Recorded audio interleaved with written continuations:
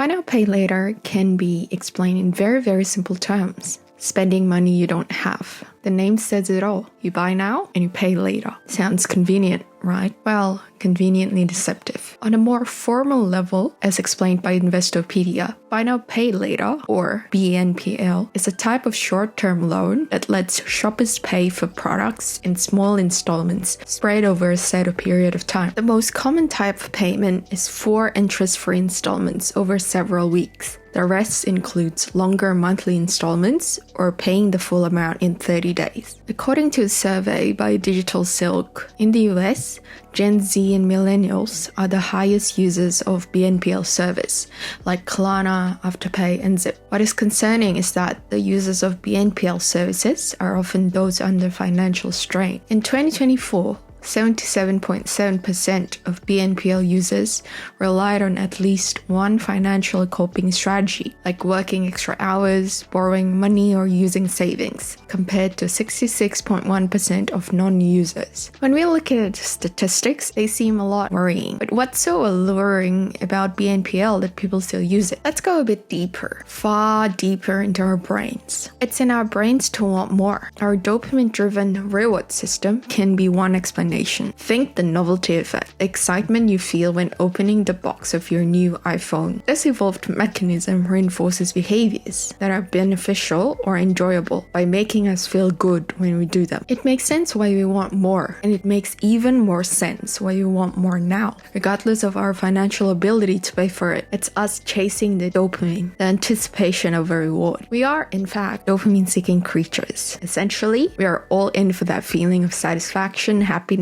burst of feel-good feeling. So at the end of the day, why would people use BNPL? Because it gives us buying power that we otherwise don't have, so that we can afford things now and probably do a bit of retail therapy and worry about the downsides later.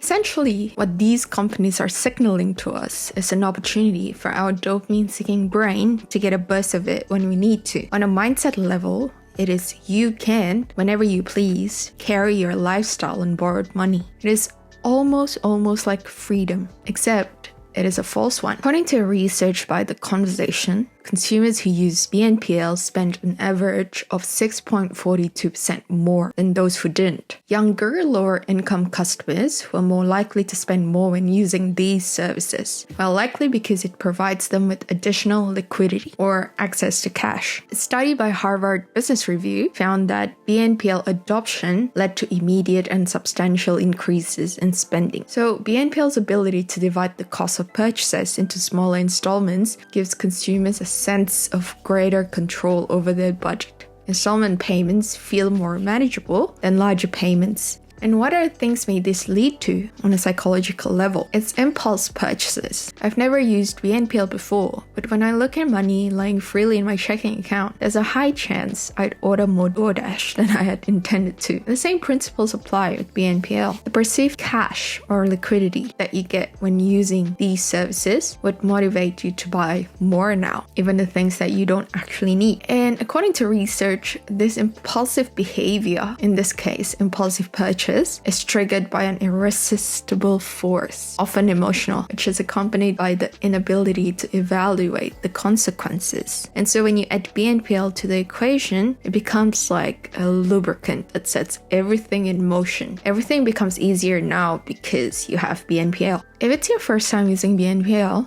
you may juggle with only one loan. It seems doable. And then just when you think that's all the purchases you need to make, your brain tricks you into thinking you can afford more things. So you make other purchases and the cycle continues. Then suddenly the monthly payments start rolling into your checking account non-stop. And then somehow you forget to keep tabs on them, because we all forget at some point. I forget as well. And then you drown in the fees, the headaches, and the stress. And you set up another loan to cover your current ones. And then somehow you're stuck in a deadly cycle. Before BNPL was created, no one used it, and we were fine. Then these companies set up their camping grounds, and suddenly more of us climbed the mountain with them. And so the answer is no. You never needed BNPL services to begin with. In an article, the Daily Economy argued, if swiping a credit card for groceries is considered normal, choosing BNPL shouldn't raise any eyebrows. People don't use BNPL because they're broke. They use it because it makes sense to do so. It's not a sign of economic distress, but of evolving consumer choice, just as credit cards become a staple of everyday transactions, despite initial skepticism.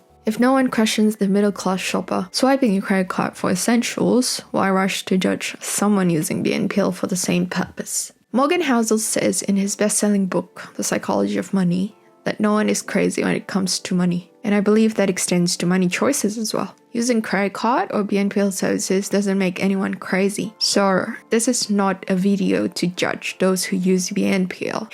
It's about looking deep down into why we opt for certain choices. And in this case, buy now, pay later. Based on a survey in April 2025 of Americans who use BNPL, the top 3 categories of purchase are clothing, shoes and accessories, technology devices, and home decor, furniture, and appliances. Another survey in Australia by Way Forward Debt Solutions Limited backed this point. The top 3 spending categories of BNPL users who were in hardships during COVID-19 are furniture and homewares, gifts and celebrations, and clothes and accessories. Clothing, shoes, accessories, and home decor seem to be the common theme based on a survey, and these categories are often discretionary spending that we can easily go without. We certainly don't need a new pair of jeans every month, nor that cute little lamp we found on TikTok, nor do we need the viral waffle maker or egg cooker. I look at the websites of some of these BNPL providers and the message is clear.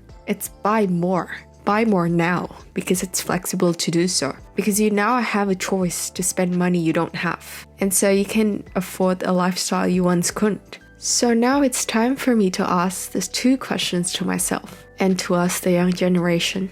Why are we so prone to wanting to acquire things that we are not yet able to afford? And what mindset do we have that makes us so comfortably walk down that path? How about you? Is there any parts of this video you don't agree with? What do you think about buy now, pay later? Is it pro-consumer choice or is it silently leading us into a path of financial destruction?